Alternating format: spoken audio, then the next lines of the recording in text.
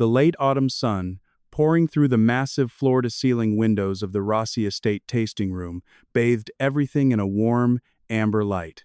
The air was a complex symphony of aromas, the rich toastiness of oak barrels, the bright fruit of new vintages, and a subtle, honeyed note of noble rot, a scent I had chased my entire life. They intertwined to form the fragrance I knew better than any other. But today, the tranquility of this sanctuary, a world I had built with my own two hands, was shattered by a jarring dissonance. "Isabella, darling, this winery of yours is truly magnificent," my mother-in-law, Eleanor Hayes, began, her manicured fingers delicately holding a glass of late-harvest Riesling I had specifically chosen for her. "It's just that these chairs, they're a bit severe, don't you think? A lovely set from Restoration Hardware would lend the place so much more substance." She was critiquing the sleek, Italian designer chairs I had spent a fortune on. Eleanor was dressed in a vibrantly colored silk sheath dress, a massive string of pearls bouncing on her chest with every gesture, as if terrified they might go unnoticed. Surrounding her was a flock of Ethan's relatives, the family of my husband, Ethan Hayes. They were currently surveying my multi-million-dollar enterprise with a mixture of envy and criticism. "You're right, of course, Eleanor. I'll have someone look into it," I replied with a placid smile, refilling her glass myself. My voice was steady, my emotions a placid lake. After 5 years of marriage, I was accustomed to these performances. "Looking into it isn't enough. You have to do it." Eleanor set her glass down with a heavy thud, splashing a few drops of golden liquid onto the polished table. "And another thing, this winery is all well and good, but a woman's career can only take her so far. She needs roots. You and our Ethan have been married for 5 years now. How is it that your womb is still so quiet?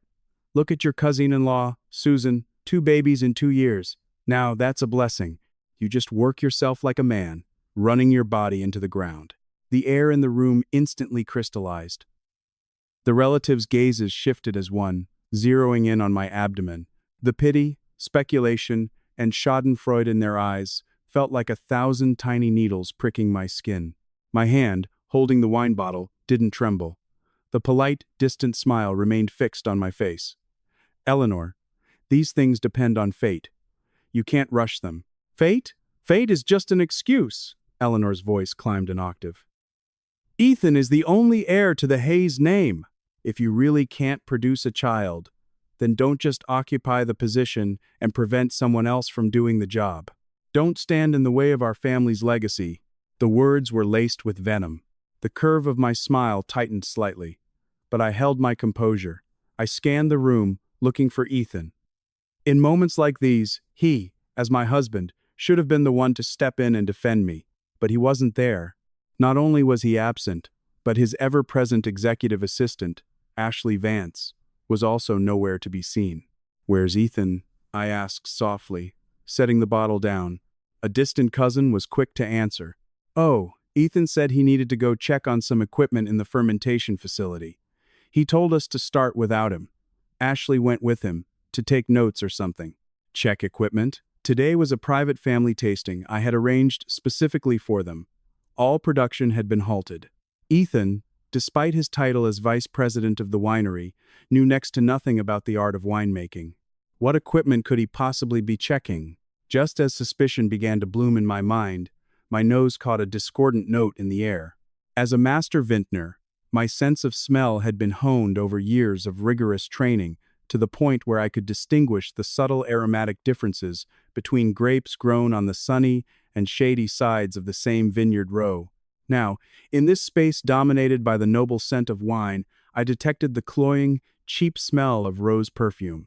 It was a sickeningly sweet, synthetic fragrance. It was the scent of Ashley Vance's perfume. That scent was a fishhook that snagged my attention. Then, my ears picked up a faint, distant sound, the screech of metal on metal, as if someone was struggling to turn a rusted valve. "Miss Rossi." A steady voice sounded beside me. I turned. It was Frank, the head of my security team. He was one of my first employees. 5 years ago, his daughter was diagnosed with a rare illness, and I had anonymously paid for her life-saving treatment. Since then, He had become my most loyal set of eyes and ears.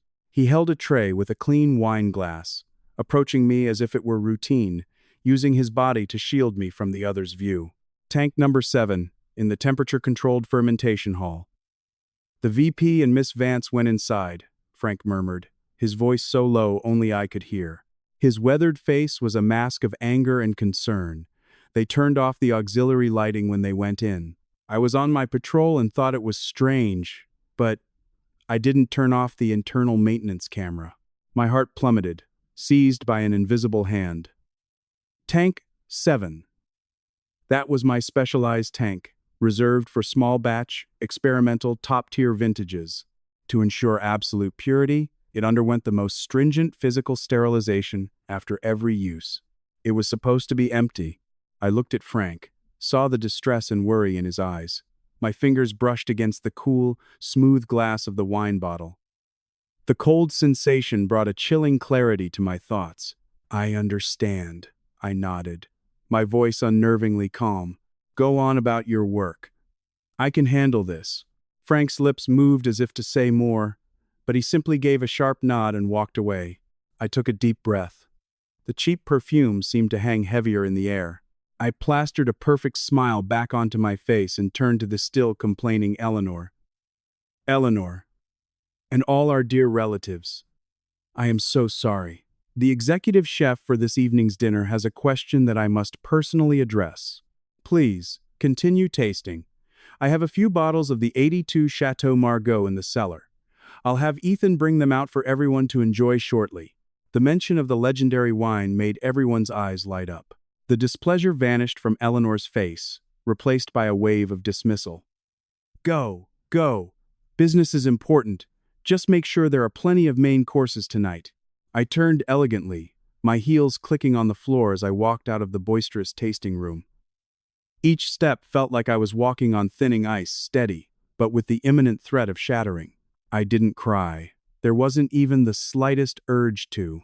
In my world, tears were for the defeated, and I, Isabella Rossi, was never defeated. Once the seeds of betrayal are sown, the proper response is not to weep and question, but to calmly find the soil they've taken root in, and then, in the most thorough way possible, rip them out, burn them to ash, and scatter the remains. The walk from the opulent tasting room to the cold, sterile central control room was only 300 yards. I could walk this path with my eyes closed, but today it felt unnaturally long. The sharp clicks of my heels on the polished concrete floor echoed in the empty corridor, a lonely percussion sounding the death knell of my ridiculous marriage. I didn't go to the dining hall. I went straight to the heart of the winery, the control room, a space filled with Jingmi instruments and a wall of monitoring screens. This was my domain. No one was allowed entry except for me and a few core technicians. Using my fingerprint and a retinal scan, I opened the heavy metal door. A blast of cool air hit my face. I locked the door behind me, sealing off the outside world. The only sound was the low hum of the server racks. I walked to the main console, my pale fingers flying across the touchscreen. I pulled up the internal maintenance feed for temperature-controlled fermentation tank number 7. The screen was black at first. They had turned off the lights. But this surveillance system, which I had imported from Germany at great expense, was equipped with infrared night vision. I hit the toggle switch. The screen flickered to life, displaying a grainy, eerie black and white image. The loss of color did nothing to diminish the high-definition clarity. I could see everything.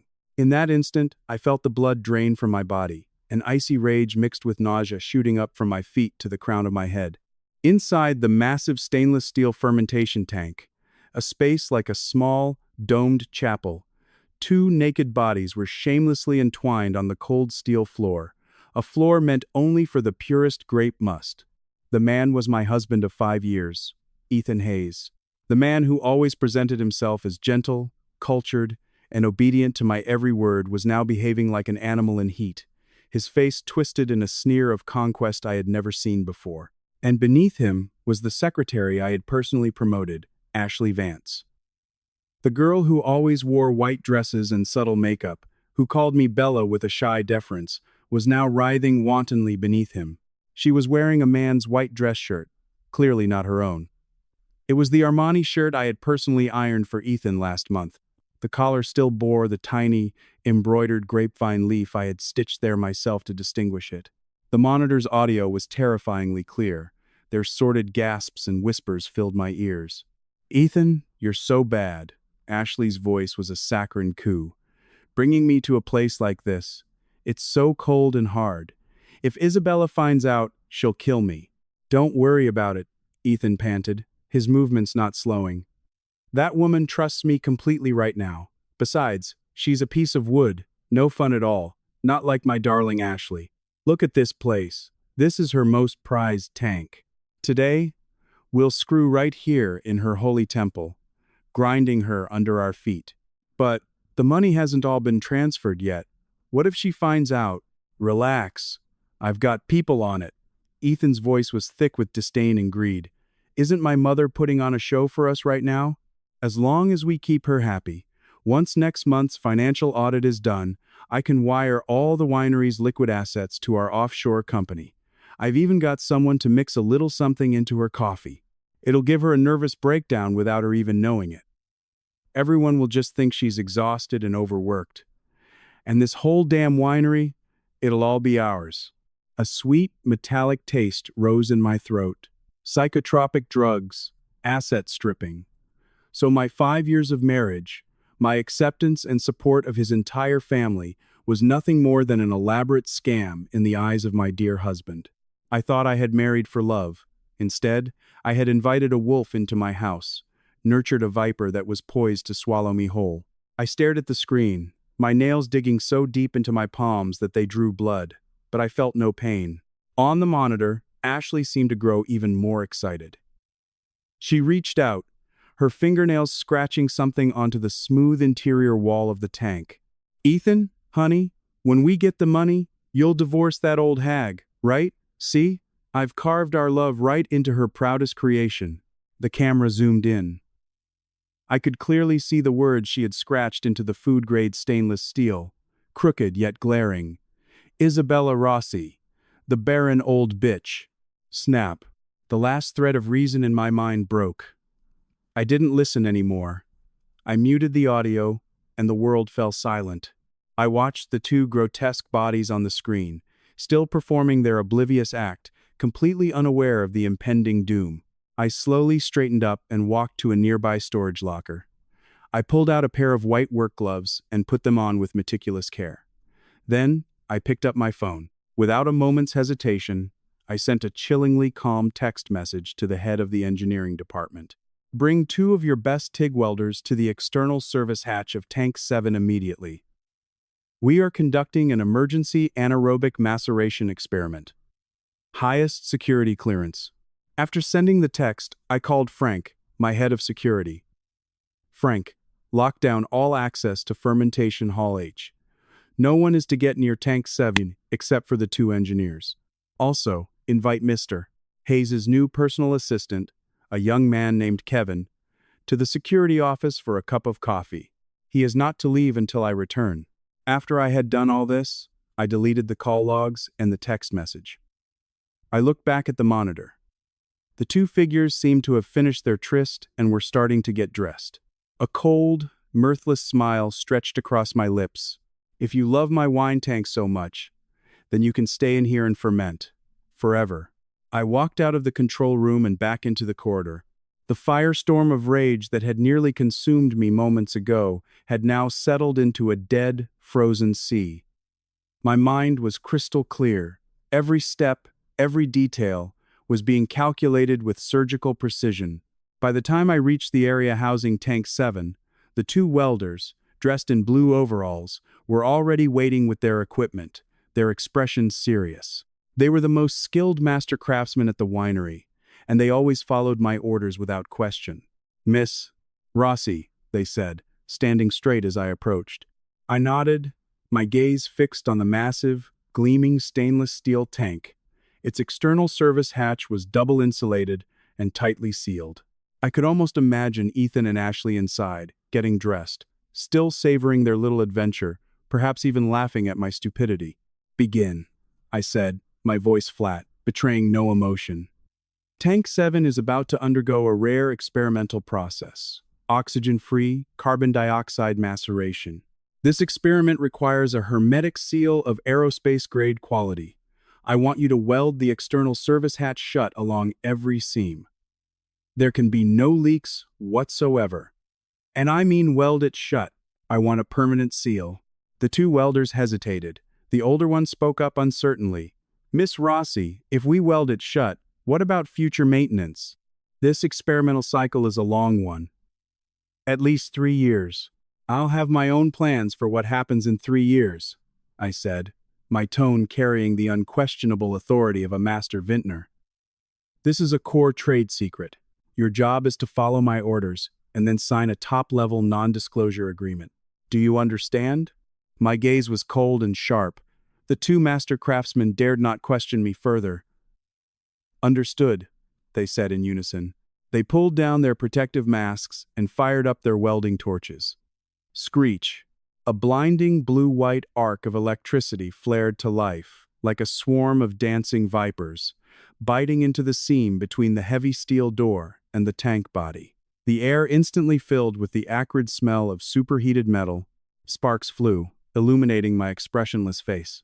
The very second the torch made contact with the hatch, I thought I heard a muffled thump-thump from within the tank, like the sound of flesh hitting metal. Clearly, the lovebirds inside, in the middle of getting dressed, had been startled by the unmistakable sound of welding. They were panicking, but my expression remained unchanged. I even walked over to a nearby console, poured myself a glass of Pinot Noir, drawn straight from a barrel not yet fully aged. I swirled the glass gracefully, watching the deep ruby liquid leave beautiful legs on the side of the glass. I brought it to my nose, inhaling the complex bouquet of black currant, tobacco, and a hint of violet. This was my world, pure, noble, and intolerant of any filth. The noise of the welding drowned out everything. The faint thumping from inside quickly faded. Perhaps they thought it was just routine maintenance. Or perhaps, in the absolute darkness and confinement, fear was beginning to set in. Half an hour later, the final seam was sealed with molten steel. The entirety of Tank 7 had become a single, seamless, monolithic metal coffin. The two welders lifted their masks, their foreheads beaded with sweat. It's done, Miss Rossi. We guarantee not even a fly could get in. Thank you for your hard work, I said, putting down my glass. I took 2 thick envelopes from my purse and handed them to the men. This is your confidentiality bonus. Remember, what happened here today stays buried deep inside you. After dismissing the welders, I stood silently before the massive metal creation, as if admiring a perfect work of art. Just then, a cacophony of footsteps and voices approached from the distance. Isabella, what is the meaning of this? You just left a group of your elders sitting there and ran off to this workshop. Eleanor, leading the troop of relatives, had tracked me down, her face a mask of indignation. I immediately concealed all traces of my true feelings, turning to face them with a perfectly calibrated expression of apologetic warmth. Eleanor, I was just preparing a special gift for you, I said softly. A gift? What gift could possibly be more important than dining with us? Eleanor pressed, refusing to be placated. I stepped aside, guiding them toward the newly sealed Tank 7. With a tone of mystery and excitement, I announced, to celebrate your 60th birthday in 3 days, Ethan has personally crafted a one-of-a-kind longevity wine for you, right here in our newest, most expensive, custom-made fermentation tank. All eyes turned to the massive tank. I continued to weave my beautiful lie. Ethan said the fermentation process for this wine is extremely special. It requires an absolutely sealed environment to bring out the most exquisite flavors. He also gave me specific instructions. The final, most crucial step, the one that unlocks the good fortune, must be performed by you, the most honored matriarch of our family. As I spoke, I led Eleanor to the control console. On the panel was a prominent red button, covered by a clear, protective shield. Next to the button, a yellow and black warning label read in small print, Jacketed high temperature, steam sterilization mode. For empty tanks only. Eleanor, look, I said, pointing to the button, my eyes filled with anticipation. Ethan said that as soon as you press this button, infusing the tank with a sacred, life-giving heat, this special longevity wine will be perfectly ready to unveil at your birthday banquet in 3 days. It will be the talk of the town. Eleanor's vanity, fueled by the fawning of the relatives and the grand title of longevity wine, reached its zenith. She stared at the red button, her eyes gleaming with a greedy, feverish light, as if she were looking not at an industrial switch, but at a scepter of ultimate glory. Her breathing grew shallow with excitement. She extended a hand, adorned with a large jade ring, and tremulously reached for the red button. The surrounding relatives craned their necks, as if to witness a sacred ceremony. Some even had their phones out, ready to capture this moment of family glory. Just as her fingertip was about to touch the protective cover, I suddenly reached out and gently stopped her. "Eleanor, wait."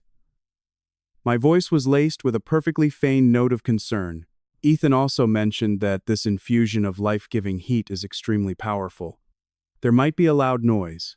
Perhaps we should wait for him to get back, or I can press it for you. After all, it's just a formality. Before I could finish, Eleanor slapped my hand away, as if shooing a fly. "Get out of my way," she screeched, her powdered face contorting with disgust and suspicion. "What are you trying to do, steal my thunder? This is a gift from my son, for me. It's a testament to his filial piety. What right do you, an outsider, have to touch something that brings such honor to our Hayes family? I must do it myself," the relatives chimed in. "That's right, Isabella. This is Eleanor's moment. You can't take that from her." "Isabella, you're just too capable. You have to let your mother-in-law have her moment in the spotlight." I stumbled back a step, a look of hurt and helplessness on my face. But deep in my eyes, a cold glint of success flashed. This was all part of my calculation. I knew her too well. Her pathetic vanity, once triggered, was like a shark that smells blood, it loses all reason. "Eleanor, that's not what I meant. I was just worried you might tire yourself," I murmured, my defense sounding weak and futile. "Tire myself? I couldn't be more excited," Eleanor snorted. She adjusted her garish dress, lifted her chin high for the phone cameras now aimed at her, and shouted, her voice filled with pride and fervor, "Make sure you all get a good shot of this. Today, I will personally activate my son's devotion. May the Hayes family prosper and flourish from this day forward." With that, she hesitated no longer. She flipped open the clear protective cover and, with all her strength, slammed her hand down on the bright red button. Click! A sharp mechanical sound echoed, followed by a low rumble from deep within the control room. Like a great beast awakening, it was the sound of the boiler firing up. A second later, with a deafening whoosh, high-pressure steam flooded into the hollow jacket surrounding Tank 7. The entire massive structure vibrated slightly. On the tank surface, a previously dark LCD temperature display lit up, and red numbers began to climb rapidly. 77 degrees Fahrenheit, 95 degrees Fahrenheit, 113 degrees Fahrenheit. The violent noise and vibration sent the relatives scrambling backward, their faces etched with fear. Only Eleanor, after a brief start, beamed with pride and satisfaction. She clapped her hands, watching the rising temperature with a triumphant laugh. "Did you see that? Did you see? That's what you call high tech. My son is a genius. Everything he does is just so powerful." I stood at the back of the crowd, my face obscured by the shadows. I watched Eleanor's face, twisted with ecstasy, and then I looked at the giant steel tank, now being enveloped by an invisible inferno. Powerful? Perhaps. But I was more curious to know what Ethan and Ashley, sealed inside, were feeling as the steel plates around them began to heat up at an alarming rate. Would they think it was a normal equipment cycle?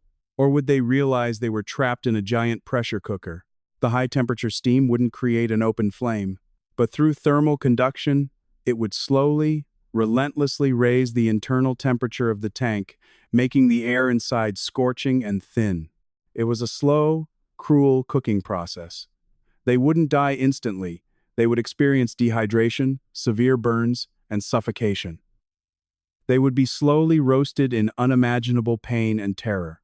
And the person who had just flipped the switch to this personal hell was not me, but his own beloved, doting mother. What a perfect family drama.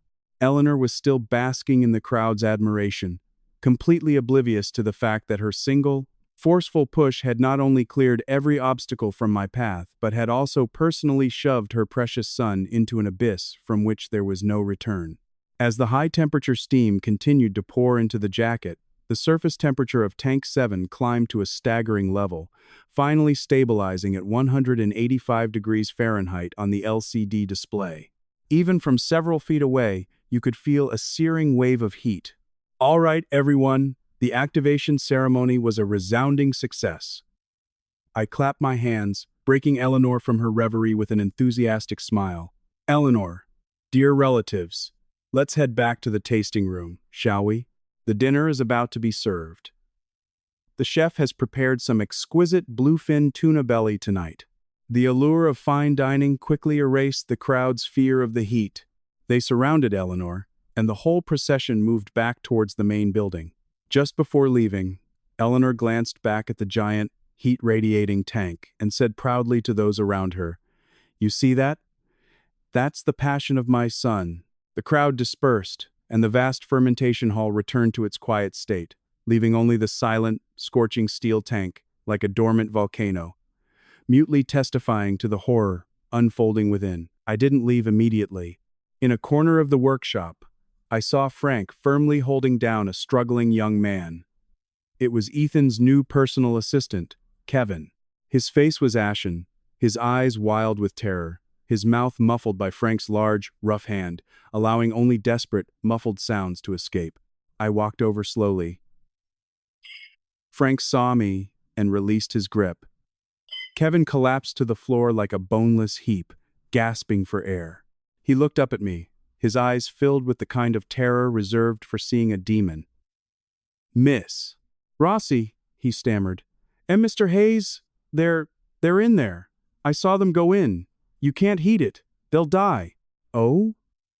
I looked down at him, my voice devoid of any emotion. "Kevin, accusations require proof. Which eye did you use to see the vice president go in there?" "I just received a message from him. He and Miss Vance had to catch a last-minute flight for an urgent meeting with a major overseas client." I held out my phone. Displayed on the screen was a flawlessly forged electronic boarding pass for a flight to the Cayman Islands. It was something my tech team had created for me in 5 minutes on my way back. Kevin was utterly stunned. He stared at my phone, then back at the blistering hot tank, and the color drained from his face completely. He knew I was lying, but he had no proof. And he knew, given my resources, that if he dared to say another word, his fate would be far worse than his current predicament. As the vice president's assistant, you abandoned your post during work hours and incited panic in a core production area. "This is a serious breach," I said, my voice turning to ice as I put my phone away. "Frank, take him to the security office and hold him there on suspicion of attempting to sabotage a high-tech fermentation experiment. Cut off all his contact with the outside world. I don't want to hear any unauthorized noises before I return." "Yes, Ms. Rossi." Frank hauled the petrified Kevin up from the floor and dragged him away like a sack of garbage. With the last loose end tied up, I turned my gaze back to Tank 7. I took out another phone, an encrypted one used specifically to connect to the control system. The screen displayed real-time data from inside the tank. Temperature, 114.3 degrees Fahrenheit. Humidity, 88%. Air pressure, 15.2 pounds per square inches. The internal temperature was rising slower than I had expected, thanks to the excellent insulation of the double-layered stainless steel, but the pressure reading was significantly higher than normal atmospheric pressure. I stared at the slightly fluctuating pressure numbers, a cruel smile touching my lips. I knew what those minute fluctuations meant. They meant that the two naked people inside, feeling the relentless frog and boiling water increase in temperature, were in the throes of absolute terror. They must be pounding the thick, cold steel walls with their fists, with their bodies, screaming for help in vain.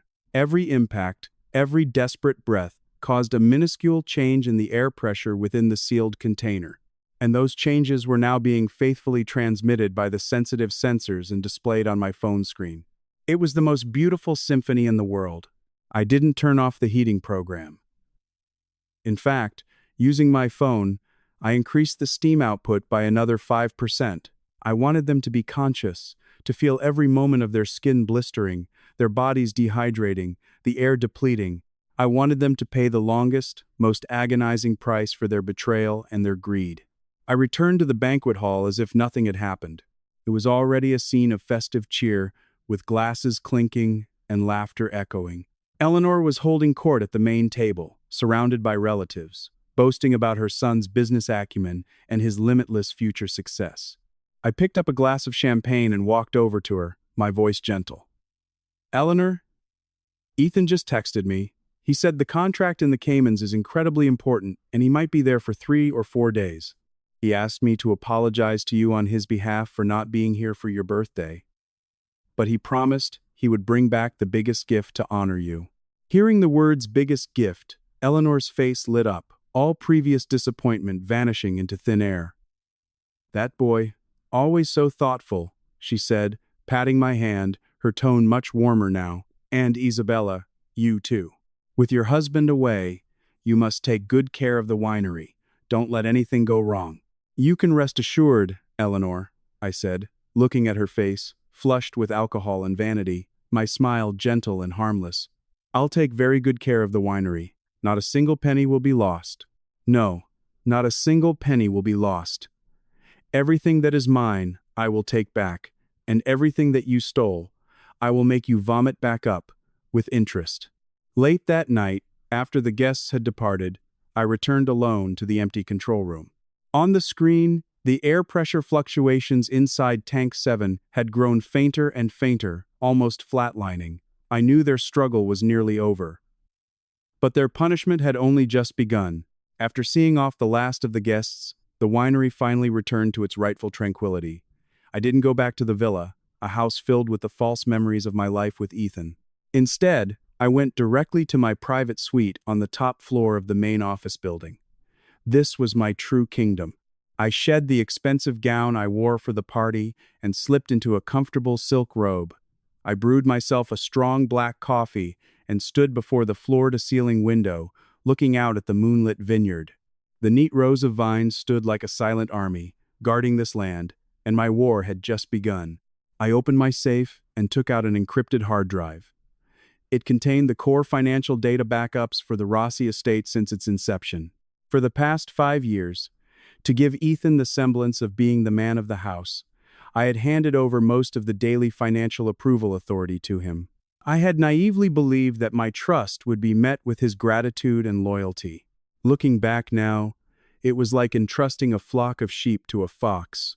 I connected the hard drive to my private computer, the screen filled with dense spreadsheets and cash flow diagrams.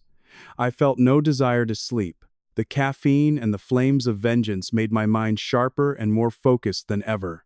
I first examined all the major procurement contracts and overseas project expenditures that Ethan had personally handled over the past 5 years. He had been clever, and most of the accounts appeared flawless on the surface. But he didn't know that I, the founder of this winery, knew every cost, every supplier's quote, by heart. Soon, I found a discrepancy. A vineyard technology consulting firm, registered in the Cayman Islands, had received nearly $8 million in consulting fees from the winery over the last 3 years. I had never heard of this company. All of our core technology came from our partners in France. We had no need for services from some unknown entity. My fingers flew across the keyboard. Using a network of contacts I had built up over the years, I began to dig into the company's background. In less than an hour, the results were on my screen. The company was a classic shell corporation. Its sole shareholder was a man named Kyle Hayes. Kyle Hayes, Ethan's lazy, gambling-addicted cousin. A cold smile deepened on my face. So his entire family had been treating me as their personal ATM all along. On the surface, Ethan played the role of the devoted husband, enjoying the life I provided, while his family, like termites, secretly gnawed away at the foundation of my life's work. I didn't alert them. I continued to follow the money trail. One hidden account after another, more shell companies, I pulled them all from the complex web of finances. They were a cancerous tumor, with roots deeply embedded in the winery's structure, sucking it dry. By dawn, I had compiled a complete list of all the assets that Ethan and his family had illegally embezzled and transferred over the past 5 years. The total sum was a staggering $23 million. It was more than enough to ensure every single person involved would spend the rest of their lives in prison. I encrypted and backed up all the evidence, then called my private legal team. "Mr. Davenport, good morning," I said, my voice calm and clear. "I'm sending a file to your encrypted email. I need you and your team to immediately file for asset seizure and account freezes on all the companies and individuals on that list. And I need it done fast. I want to see every one of those accounts locked within 24 hours. Miss Rossi, this is a major move. Is everything all right?" Mr. Davenport sounded shocked by my decisiveness. "Everything is fine. The winery is just undergoing a thorough sterilization," I said coolly. "Do as I say. Also, prepare the lawsuits. The primary defendants will be my husband, Ethan Hayes, and all of his immediate relatives." After hanging up, I stood and walked to the window. The eastern sky was beginning to glow with the first light of dawn. A new day was beginning. These next 3 days were the countdown to Eleanor's 60th birthday. They were also the last 3 days I would grant to the 2 animals slowly perishing in that steel tank. I wouldn't let them die easily, but during these 3 days, I would systematically destroy everything they had stolen from me, everything they relied on for survival. I wanted them, in their final moments, to know with absolute certainty that they would not only lose their lives but would also be left with nothing, branded with a legacy of disgrace and debt that could never be erased. That was the real longevity gift I had prepared for them. The first day of the reckoning was spent in a tense but orderly collection of evidence. My legal team was incredibly efficient. With my authorization, they moved like a pack of bloodhounds, swiftly descending upon the offshore accounts hidden around the globe. Freezing orders were issued one after another. The financial network the Hayes family had built with my money was being dismantled, piece by piece. Meanwhile, the Hayes family seemed blissfully unaware, completely absorbed in the preparations for the grand 60th birthday celebration. Eleanor was now treating my secondary credit card as her own personal limitless black card. In a single day, she managed to spend nearly $500,000, the latest Hermes handbag, a Van Cleef & Arpels necklace, and a custom-made gown covered in Swarovski crystals that she planned to wear at the banquet. The bills flew to my phone like snowflakes, and I approved every single one. Not only that, but I also called her personally. "Eleanor, for tomorrow's banquet, I've upgraded the arrangements to the most prestigious standard in the city. Just as you wished, my voice was dutiful and sweet. I've also extended special invitations to the editors of Forbes and Town & Country. They said they are very much looking forward to attending your birthday celebration and writing a feature piece on you." On the other end of the line, Eleanor's voice trembled with excitement at the mention of the high-profile magazines. "Really? Oh, my dearest daughter-in-law, you are just so thoughtful.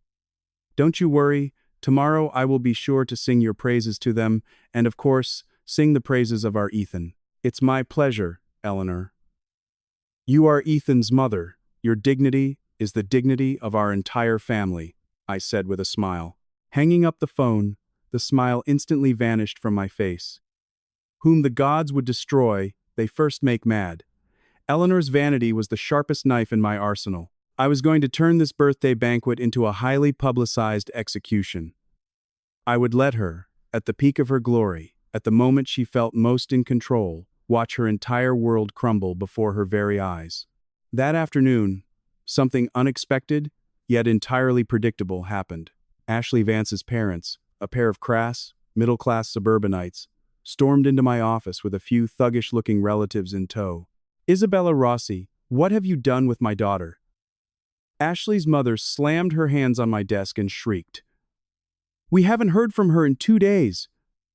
Her phone goes straight to voicemail. Did you do something to her?" I sat calmly behind my desk, observing the crude performance before me.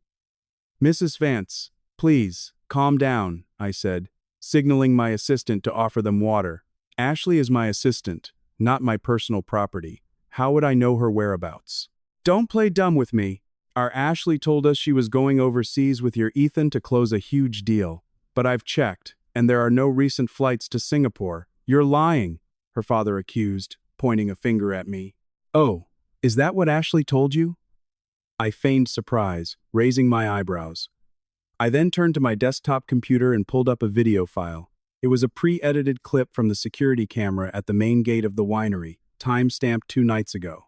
In the video, a black luxury sedan pulls up. Ashley, dressed in designer clothes and sunglasses, gets into the car, affectionately linking arms with a portly, middle-aged man whose face is obscured. The car then speeds away. Ashley's parents were stunned into silence. To be honest, I only found out about this yesterday myself, I said, my face a mask of disappointment and regret. Ashley submitted her resignation to me a few days ago. She said she had found a better future for herself. I never expected her to leave so abruptly, without even completing her handover. As for Mr. Hayes, he really is on a business trip to the Caymans, but he went alone. My lie was seamless. It cleared me of any involvement and skillfully shifted the blame to a non-existent wealthy benefactor.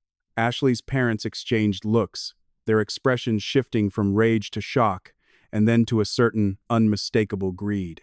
A better future? You mean she's with some rich guy? Her mother asked tentatively. I gave a troubled nod.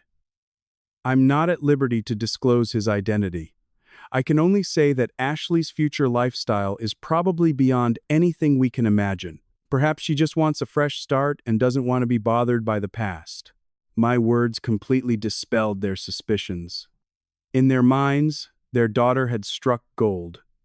Their reason for causing a scene vanished. They even tried to pry more information about the rich benefactor from me. I simply smiled and escorted them out of the winery. Watching their retreating figures, my eyes turned cold. Fools are so easily blinded by greed. Ashley was like that, and so were her parents. They would never know that their social climbing daughter was at that very moment lying in a scorching hot steel tank, enduring the tortures of hell. All the key supporting actors for the grand play I was directing were now in place. All that was left was for the curtain to rise on tomorrow's banquet. On the morning of the 3rd day, the final day before the banquet, I woke early. I didn't go to the office but went alone to the fermentation hall. After 2 days and nights of repeated torture, Tank 7 no longer radiated the same searing heat. The cooling water circulation system in its jacket was faithfully executing my commands, keeping its surface at a temperature indistinguishable from the ambient air. It looked completely normal. However, as I drew closer, my highly trained nose detected a bizarre odor. It was a smell that was difficult to describe. Mixed with the fresh morning air of the vineyard, it initially had the sour-sweet scent of over-fermented fruit. But underneath that sweetness was an unspeakable stench, like meat that had been cooked at a high temperature and was now beginning to rot. It was the smell of proteins breaking down under extreme heat. I knew that inside the tank, the 2 once-living bodies were beginning to reach the end of their physical fermentation process. A wave of nausea churned in my stomach, but my face remained expressionless. I took out my phone and checked the internal data. Temperature, humidity, and pressure were all stable. The curve that represented life signs had long since flatlined into a cold, unwavering line. They might be dead already, or they might be clinging to their last breath. It didn't matter anymore. What mattered was that tonight, at the banquet, when this steel coffin was opened, its contents had to be something that no one present would ever forget. I walked to the main control panel for the workshop and activated the highest-level ozone sterilization and powerful ventilation systems. The pungent smell of ozone and the roar of the massive fans instantly filled the space, effectively masking the strange aroma. Then, citing the potential for harmful gases from the special fermentation, I ordered Frank and his team to completely seal off the entire hall with the highest-level security tape, prohibiting anyone from approaching before the banquet began. With all preparations complete, I returned to my office. Kevin, Ethan's new assistant, was brought in by Frank. After 2 days and nights of confinement, his previous arrogance was gone. He looked as if his spine had been removed, his eyes vacant and filled with terror. Miss Rossi, he fell to his knees, trembling. I didn't look at him. I simply tossed a file onto the desk in front of him. This is a complete record of how you, over the past 3 years, used your position to help Ethan Hayes embezzle funds and falsify accounts. My voice was glacial. The amount isn't huge, only about $500,000. But it's enough to keep you in prison for a very long time. Kevin looked at the file. Every transaction was clearly listed, even the bank transfer records were printed out. His psychological defenses completely crumbled. "Miss Rossi, I was wrong. I was wrong," he wailed, banging his head on the floor. "Ethan made me do it. He said he'd give me half after it was all over. He promised to buy my son a house abroad. He tricked me. Is that so?" I lifted my coffee cup, gently blowing on the hot liquid. "I'll give you one chance. Write down everything you know about Ethan Hayes, everything illicit. The more detailed you are, the more I might consider reducing your sentence." The will to survive left him with no hesitation. He clung to this last lifeline, confessing all of Ethan's business secrets, how he colluded with other companies to defraud the winery, even the fact that he was secretly keeping several other mistresses. He wrote it all down in a confession that was over a dozen pages long and stamped it with his bloody thumbprint. With this final piece of leverage in hand, I had Frank take him away. Now, all the chains of evidence were perfectly linked. Ethan Hayes and his entire family were nailed to a pillar of shame, with no possibility of escape. I stood up and walked to my dressing room to select my battle attire for the evening. I didn't choose any of the brightly colored or elaborately designed outfits. In the end, I selected a simple, elegant black long dress. The black was as deep as the night, capable of absorbing all light. Tonight, I would be a spectator at this grand feast, and its sole judge. And that silent Tank 7 would be the final resting place for all their sins, and the glorious beginning of my new life. As night fell, the grand ballroom of the Rossi estate was ablaze with light, a veritable crystal palace. A string quartet played softly in the background as elegantly dressed guests mingled, champagne flutes in hand. Almost every prominent figure from the city's social and business circles, as well as reporters from major media outlets, was present. The star of the evening, my mother-in-law, Eleanor Hayes, was reveling in the pinnacle of her life. She wore the crystal-encrusted red gown that had cost a small fortune, her neck, wrists, and fingers glittering with jewels. She looked like a walking Christmas tree. Surrounded by a coterie of society wives, her face glowed with unrestrained pride. "Oh, Eleanor, you look absolutely stunning tonight." "Indeed, and your son is so successful, managing the winery so well, and so devoted to you. You are truly blessed." Eleanor lapped up the flattery, her smile so wide it seemed the powder on her face might crack. "Oh, it's all Ethan. He's the brilliant one. He always says a man should be out conquering the world so his elders and his wife can live in comfort. Not like some women, always in the public eye, with no sense of femininity at all." As she spoke, she shot a pointed glance in my direction. I stood in a quiet corner of the ballroom, holding a glass of water. Dressed in my simple black gown, with minimal makeup, I was a stark contrast to the glittering opulence around me. In the eyes of the guests, I was a dull accessory, completely overshadowed by the brilliance of my husband and mother-in-law. This was precisely the effect I wanted. I calmly observed the room, taking in every insincere smile, every greedy glance, every calculated comment hidden beneath polite chatter. As the evening progressed, the atmosphere, fueled by alcohol, reached a crescendo. Finally, Eleanor decided her moment had arrived. She cleared her throat, took the microphone, and walked onto the small stage in the center of the ballroom. The spotlights instantly converged on her. "Distinguished guests, dear friends, good evening." Her voice trembled slightly with excitement. "Today is my 60th birthday, and I am so grateful to all of you for being here. To see the Rossi estate thriving like this, to see so many friends here to celebrate with me, my heart is sweeter than honey." A round of polite applause followed. The Hayes family may have come from humble beginnings, but I always taught my son, Ethan, that a man must have ambition, and today, he has achieved it. Eleanor's voice grew louder, more impassioned. She waved her arms like a queen, delivering an inaugural address.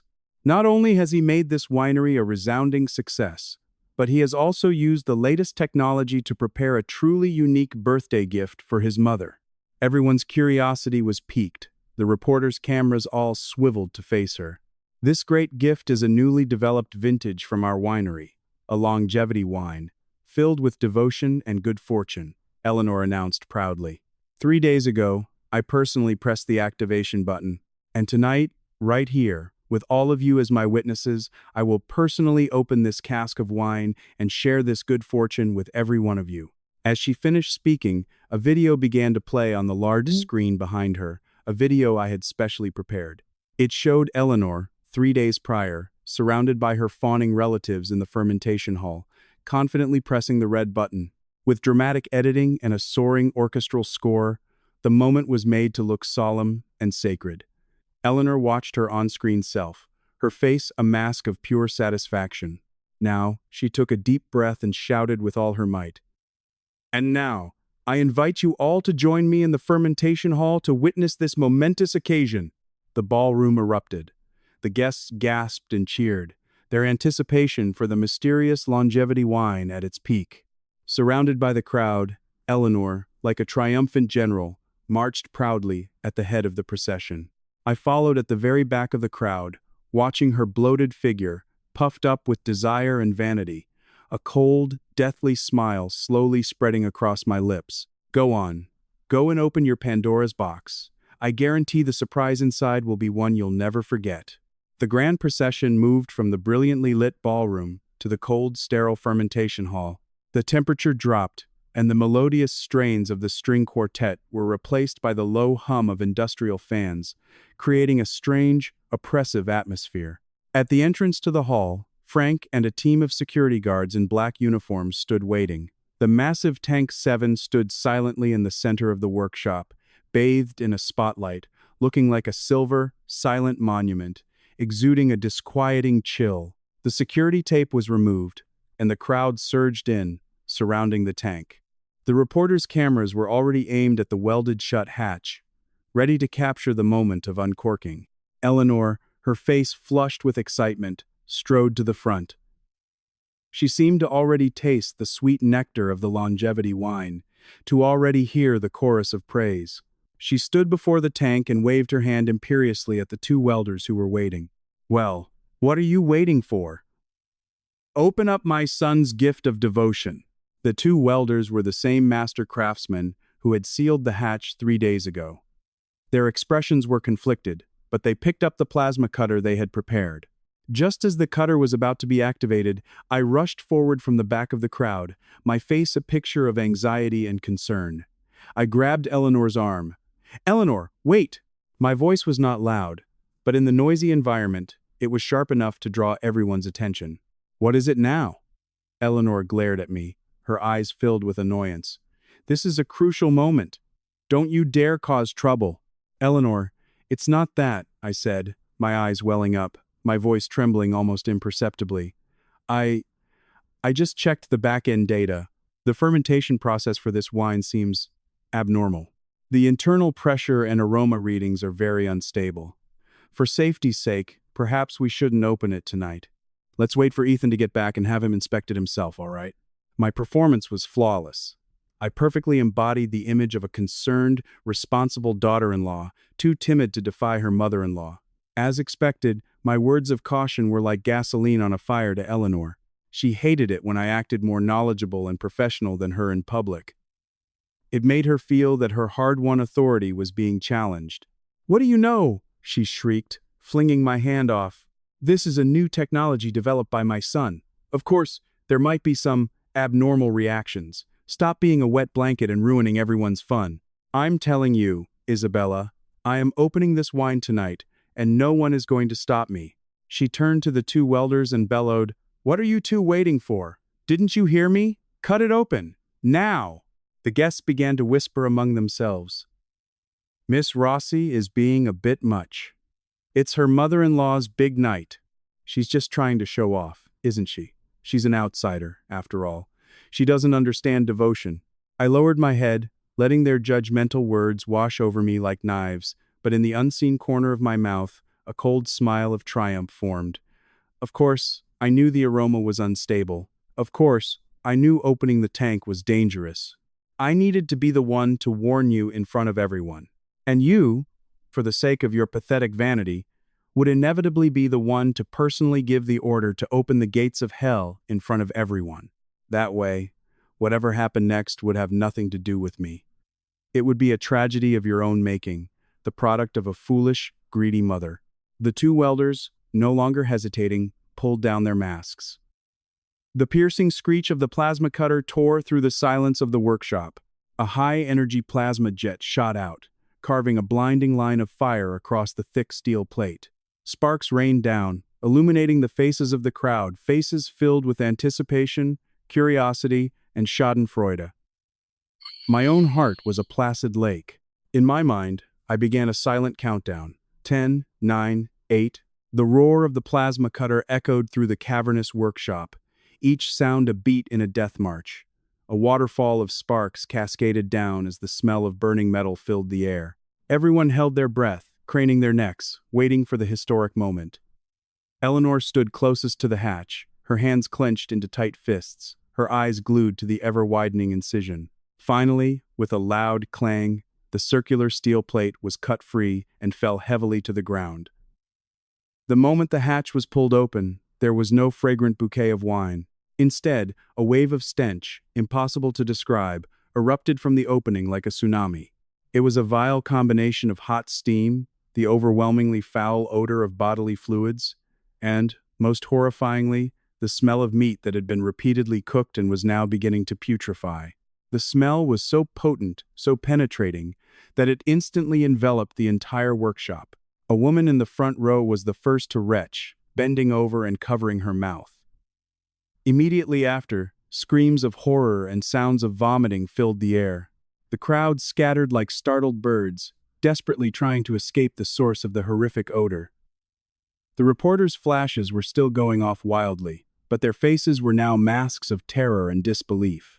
A powerful spotlight cut through the billowing white steam and shone directly into the dark interior of the tank. When the scene inside became clear, all the screams and retching stopped abruptly, replaced by a dead, chilling silence. A silence so profound it felt as if even breathing had ceased, replaced by a bone-deep terror. There was no rich, beautiful wine. There were only two naked bodies, no longer recognizable as human, entangled in a grotesque embrace at the bottom of the giant stainless steel tank. Their skin, from the prolonged exposure to high-temperature steam, was a horrific, purplish red, peeling and ulcerated in large patches.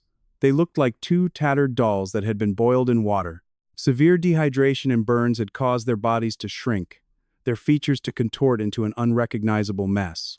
But from the faint outlines, one could still identify them as the winery's vice president, Ethan Hayes, and his young, beautiful assistant, Ashley Vance. They didn't seem to be completely dead. Stimulated by the bright light, their bodies still twitched weakly, uncontrollably. Their damaged vocal cords could produce no sound, only a faint, raspy hiss from deep within their throats, like the sound of a broken bellows. The scene was more terrifying than any horror movie. A scream, a sound so inhumanly shrill and filled with utter agony, tore through the dead silence. It was Eleanor. She saw it. She saw, with perfect clarity, that one of the two demonic figures, which looked as if they had clawed their way out of hell, was her precious pride and joy son. Her eyes bulged, looking as if they were about to burst from their sockets. The blood drained from her face, leaving it a ghastly white. Her brain refused to process the horrifying image that shattered her reality. Her so-called longevity wine, her son's high-tech creation, the button of glory she had so proudly pressed, had brewed a sickening, stinking soup of human flesh. Arr! An incoherent roar tore from her throat. Her eyes rolled back in her head, and her body fell backward like a felled tree. Thud. The back of her head hit the hard concrete floor with a sickening crack. She didn't even have time to convulse. She foamed at the mouth and lost consciousness instantly.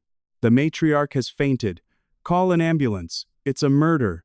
The scene descended into chaos. Guests screamed and fled in every direction. The reporters, after their initial shock, were overcome with a rabid professionalism. aiming their lenses at the interior of the tank and the collapsed form of Eleanor, their shutters clicking furiously. And amidst this pandemonium, I played the part of the horrified, devastated wife to perfection. "Ethan!" I shrieked, stumbling toward the foul-smelling tank, only to coincidentally collapse halfway, my legs giving out from under me. I buried my face in my hands and let out a heart-wrenching sob. No one doubted my grief. And no one noticed that through the gaps in my fingers, my eyes were cold, calm, and filled with a chilling sense of appreciation. It was truly the most spectacular, the most brilliant fireworks display I had ever seen.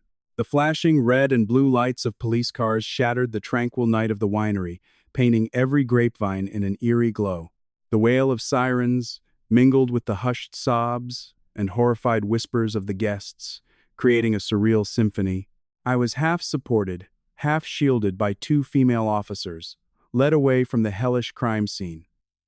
A man's blazer, smelling faintly of tobacco, had been draped over my shoulders. Its weight and warmth were the only real things I could feel, an anchor for my body that was so perfectly playing the part of a woman in shock. They took me to a VIP lounge that had been commandeered as a temporary interrogation room. The air, still faintly scented with cigars and coffee, was now charged with tension. The lead interrogator was a veteran detective in his late 40s, Detective Miller. His eyes were sharp as a hawk's, as if they could see into the deepest, darkest corners of the human heart. His younger partner sat poised with a laptop, his fingers flying across the keyboard from the moment I sat down. "Miss Rossi, please accept our condolences." Detective Miller's voice was low and steady. He offered me a glass of warm water. My hand trembled so violently as I took it that the glass clattered against the table, spilling water that spread across the polished wood like a tear. "We understand this is a difficult time for you, but the situation is serious, and we need to verify a few things. You were the last person to speak directly with your mother-in-law, Mrs. Hayes, before the tank was opened." I looked up, my face a carefully constructed mask of devastation and confusion. I don't know. I don't know anything." My voice was hoarse, weak from crying. I felt something was wrong. The data from that wine was unstable. I tried to stop her. I really did. I told her not to open it today. "Unstable data?" Detective Miller seized on the phrase. "Can you be more specific? What kind of data?" "The pressure and the smell." I took a deep breath, as if summoning all my strength to form the words. I was standing downwind, and I smelled this strange, sour, rotten smell. It was nothing like what fermenting wine should smell like. The control system also showed abnormal pressure fluctuations inside the tank. I thought the fermentation had failed and produced some kind of toxic gas. That's why I tried to stop her. But she wouldn't listen. She thought I was ruining her moment, trying to steal her spotlight. I paused at the perfect moment, covering my face with my hands, my shoulders shaking with sobs, flawlessly portraying the misunderstood, well-meaning daughter-in-law. Detective Miller exchanged a look with his partner. My story seemed to corroborate the testimonies of the other guests. He nodded. "And regarding your husband, Mr. Ethan Hayes, and his assistant, Miss Ashley Vance, when was the last time you saw them? Do you have any idea why they would have been inside that fermentation tank?" This was the crucial question. I lowered my hands, revealing my red, swollen eyes, filled with pain and disbelief. "I don't know. I honestly don't know." I fumbled in my purse and took out my phone, my hands still shaking. I pulled up the evidence I had prepared. "Ethan," he told me the night before last that he had an urgent contract to sign in the Cayman Islands. It was about the sole overseas distributorship for the winery for the next 5 years. He said he had to go in person. He even sent me his flight information and electronic boarding pass. He said he and Ashley were going together, that they'd be back in time for his mother's party. How could I have known? How could I have known they never got on that plane? Why would they lie to me? Why would they go into that tank? I handed him the phone. My last question, a near scream, the raw, desperate cry of a woman betrayed by those closest to her. Detective Miller took the phone, carefully examining the perfectly forged chat logs and boarding passes. His brow was furrowed as he tried to piece together the logic of the events. The interrogation lasted for nearly 2 hours. I maintained the persona of the perfect victim until the very end. Just as Detective Miller seemed ready to conclude, there was a knock on the door. A young officer leaned in and whispered something in his ear. I saw Detective Miller's eyes narrow, his gaze turning sharp and probing as he looked back at me. "Miss Rossi, we've just found someone in the security office. His name is Kevin. He's your husband's assistant, and he's provided a statement that is inconsistent with yours." My heart skipped a beat, but my face remained a mask of bewildered innocence. Kevin, my one weak link. I had thought Frank would have him secured. I hadn't anticipated the police would move so quickly. "Kevin?" I repeated the name, frowning as if struggling to remember. "Oh, yes, the bright young man who worked with Ethan. What did he say?" "He claims," Detective Miller said, his eyes locked on mine, "that on the night of the incident, before you ordered the hatch to be welded shut, he personally saw Mr. Hayes and Miss Vance enter Tank 7. He also says that you had him detained in the security office and threatened him." The air in the room seemed to solidify. I could feel the hush fall over the room as the typist's fingers froze above the keyboard. It was a damning accusation, one that could instantly transform me from victim to prime suspect. I didn't immediately deny it. I stared at him, my expression shifting from confusion to a look of utter, heartbroken disbelief. How could he say such a thing? My voice was filled with the shock and pain of being slandered. "Detective, you have to believe me. Kevin." He was already under investigation for financial misconduct. I had suspended him. He holds a grudge against me. I quickly pivoted from shock to a calm, rational defense.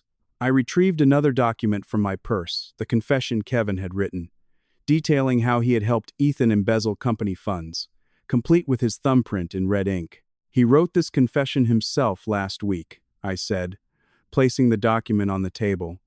"Ethan trusted him completely, treated him like a protege, but he colluded with outsiders to falsify accounts and embezzled over $500,000 in procurement funds. When I discovered it, I wanted to give him a chance to come clean, given his youth. But not only did he show no remorse, now he has the audacity to make these false accusations. He's just trying to muddy the waters, to save his own skin, maybe even get revenge on me." My counterattack was swift, precise, and backed by hard evidence. Detective Miller picked up the confession, carefully examining the signature and thumbprint. His expression grew serious. "Bring him in," he said to the officer at the door. A few minutes later, a gray-faced, handcuffed Kevin was brought in. When he saw me, his eyes first flashed with fear, then with a wild, cornered animal desperation. It was her. Detective. It was her. She knew the VP was in there. She was the one who ordered the door welded shut. She wanted to kill them. He shrieked hysterically. I didn't engage in a shouting match. I simply stood up, walked over to him, and let tears stream silently down my face. My voice was quiet, but it resonated with heartbreaking sorrow. "Kevin, I know you hate me. I know you hate me for exposing what you and your boss were doing. But you can't slander me like this. And you can't drag Ethan's name through the mud. He's gone. He died so horribly. How can you be so cruel as to say he was in there for a sordid affair? He was your boss, Kevin. He was good to you." My words were a razor-sharp blade, expertly dissecting the weakness of his position. In the eyes of the police, who was more believable? A hysterical, embezzling employee, or a grieving widow still trying to protect her late husband's honor? The choice was obvious. You're lying." Kevin was frantic. He hadn't expected me to turn his own accusations against him. "It wasn't me. It was you. You were all in on it." "That's enough," Detective Miller's voice boomed. He turned to Kevin. "Mr. Clark, our financial crimes unit has already opened a case on your embezzlement. You are now a person of interest in a major homicide investigation, yet your story is inconsistent and illogical. I should remind you that perjury is a serious offense." Kevin was completely broken by my countermove and the detective's stern warning. He collapsed, mumbling incoherently, "It wasn't me. It wasn't me." Detective Miller waved his hand, and Kevin was dragged away. He sat back down opposite me. The suspicion in his eyes was gone, replaced by a deep sympathy. "I'm sorry you had to go through that, miss." "Rossi," he said, closing his notebook, "based on all the witness testimonies and physical evidence we have gathered, you are officially cleared of any suspicion. This appears to have been a tragic, unfortunate accident, caused by a confluence of factors." I covered my mouth and let out a choked sob, as if all my strength had finally left me. "Thank you," I whispered. "Thank you, detective, for clearing my husband's name and mine." When I left the police station, the eastern sky was already pale with the light of dawn. I stood on the steps, taking a deep breath of the cool morning air. It was free of the sweet scent of the winery and free of the stench of the crime scene. It smelled only of new beginnings, like grass after a rain. I had won. In this high-stakes game of law and human psychology, I had used my flawless performance and meticulous planning to create an unassailable alibi for myself. And this was only the beginning of the reckoning. 3 months was enough time for a citywide media storm to die down, and enough time for me to completely purge the Rossi estate and remake it in my own image. All of Ethan's shares in the company, as his legal heir, were transferred to me. The sycophants who had followed him, the parasites who had tried to bleed my company dry, were all ruthlessly excised, some sent to prison, others simply cast out. When the dust had finally settled, I found the time, as a victor, to visit the family I had personally condemned to hell. I chose a sunny afternoon. The location was a cheap, private nursing home on the outskirts of the city that I had carefully selected for them.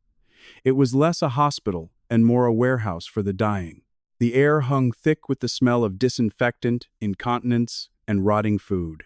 I arrived unannounced, alone, dressed in a tailored black dress, an elegant angel of death. I pushed open the door to the room at the end of the darkest corridor, a room that never saw the sun. There were 3 beds in the room, lined up like coffins.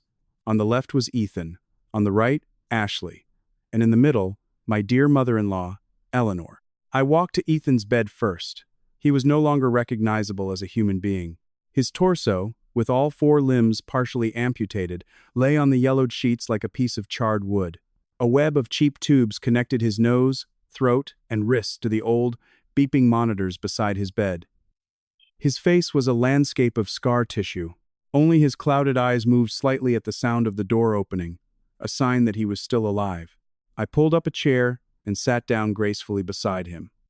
From my 6-figure Hermes Birkin bag, I took out the latest tablet computer. "Hello, darling. It's been a while.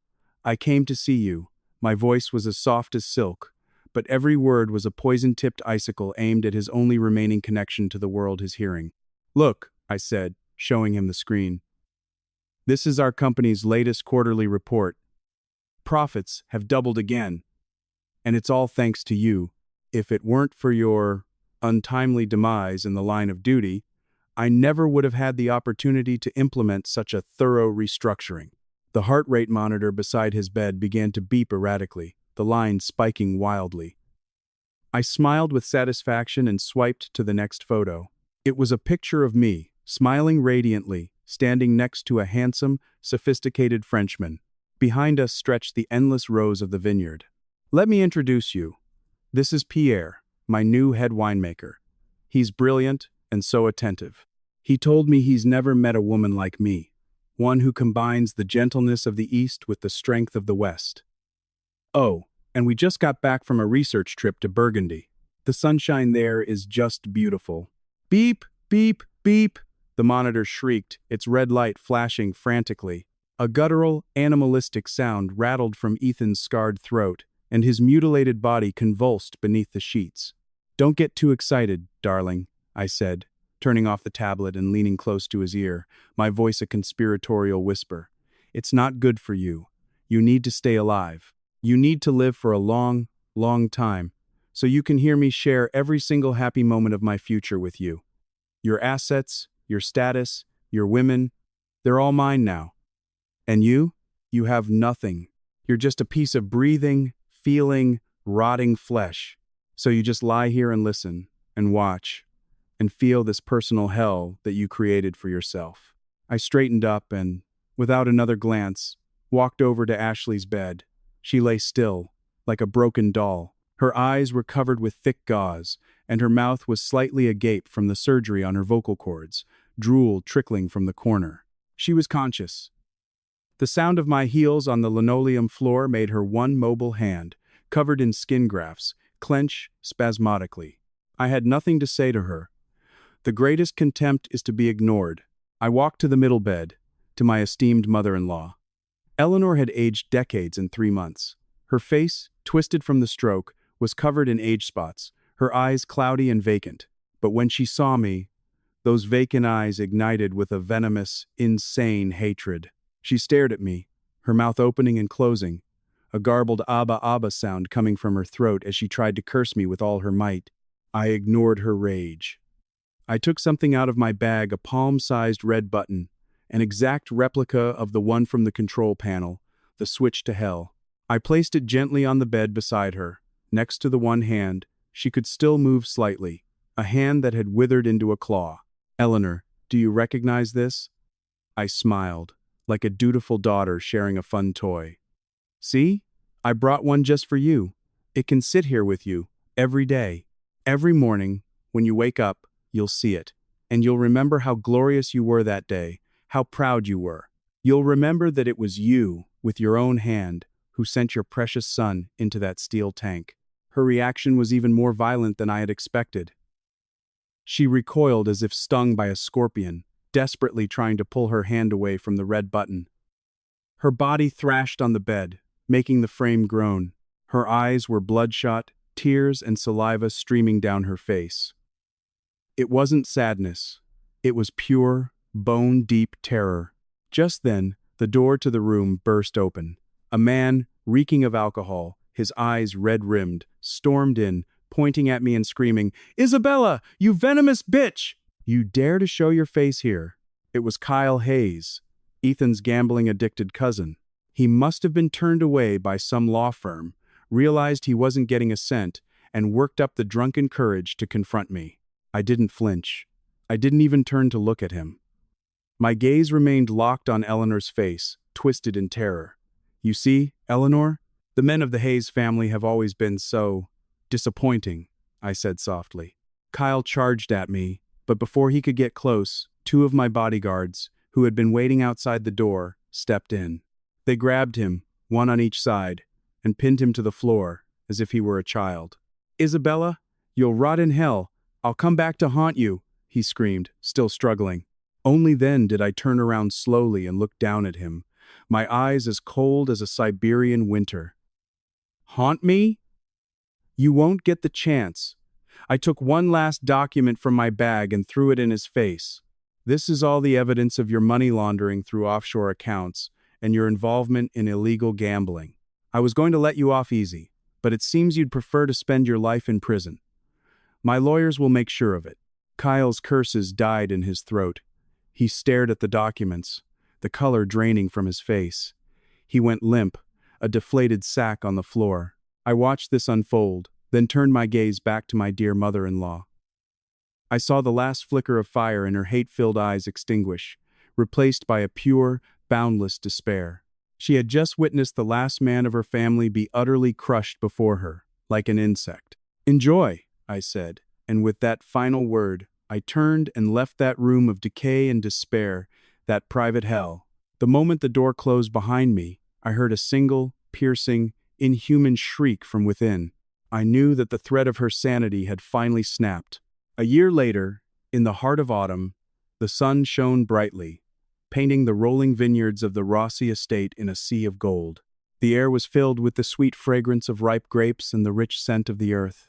It was a season of harvest, both for the land and for me. Over the past year, the name Rossi Estate had become the undisputed benchmark of the American wine industry. I launched a new series of wines named Phoenix, and thanks to their unparalleled quality and the legendary, media-fueled story of their creators' rise from the ashes, they swept every major award, both domestic and international. The brand's success on the stock market was nothing short of miraculous. My net worth had increased tenfold. I was no longer Ethan Hayes's wife, or the daughter of some family. I was Isabella Rossi, the queen of a commercial empire I had built in my own name. Today was a special day. I wasn't wearing a power suit. I was dressed in practical, elegant equestrian attire, standing on the empty plot of land where Tank 7 had once stood. That massive metal monument to sin and judgment had been professionally dismantled and removed from the winery 3 months ago. In its place now stood a newly constructed glass conservatory, its design sleek and modern. In the center of the conservatory was a magnificent copper pot still, its final adjustments being made. Frank, now the director of security for the entire corporation, stood respectfully behind me, dressed in a tailored suit. "Miss Rossi, everything is ready. As you instructed, the core steel plate cut from Tank 7 has been sent to the sculptor's studio in France. He says that in 3 months, a work of art titled Rebirth will stand in this very spot." I nodded, my gaze falling on the new still. "Today, we'll use it to distill our first batch." "Yes, Miss Rossi," Frank said, then hesitated. "If you don't mind my asking, our winery has always been famous for its world-class wines. Why the sudden shift to producing brandy?" I turned and smiled at him. It was a smile free of its former polite distance, free of the chilling coldness of my revenge.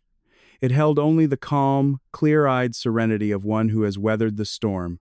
"Because, Frank, brandy is called l'eau de vie," I said slowly, "the water of life.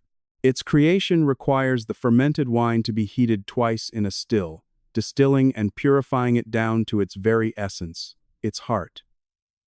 The process is like a rebirth. It burns away everything from the past, the good and the bad, and what remains is the purest, most powerful spirit." Frank nodded, a look of profound respect in his eyes. I didn't elaborate further. I walked to the massive still myself and, under the guidance of an engineer, pressed the start button. This time, there was no violent roar, no searing heat, only the steady, warm hum of the boiler. Soon, in the transparent collection pipe, the first drops of crystal-clear, high-proof l'eau de vie began to fall, gathering in the oak barrel below. The clear liquid refracted the sunlight into a rainbow of colors, pure and without a single impurity. I watched it, and in that crystal droplet, I saw my own past, scorched by flames, steeped in hatred being slowly purified, sublimated, in the heat of the still. Just then, my personal phone vibrated. It was a routine and final email from the nursing home. The message was brief. Subject: patient update. Patient Eleanor Hayes died of sudden heart failure yesterday morning. Per your prior authorization, the remains have been disposed of following standard procedure for unclaimed bodies.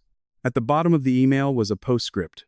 Patients Ethan Hayes and Ashley Vance have developed severe pulmonary infections due to long-term bed rest.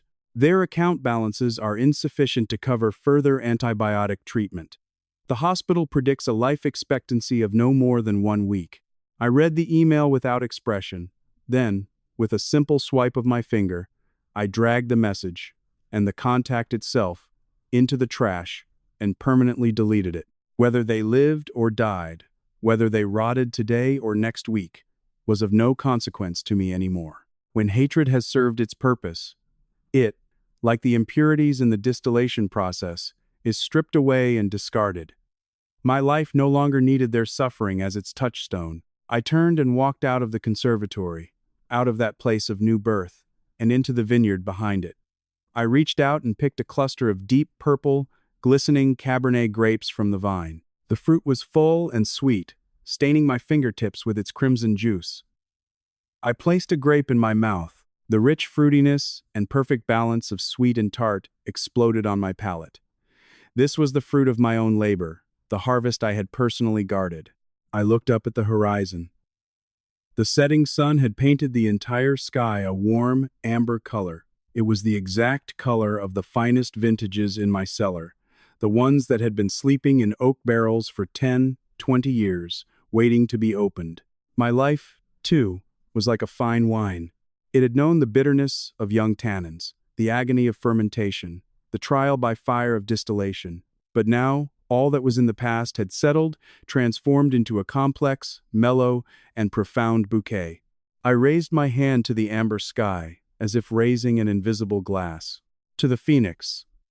To rebirth. I am Isabella Rossi, and from this moment on, my life would be filled with nothing but sunshine and the scent of wine.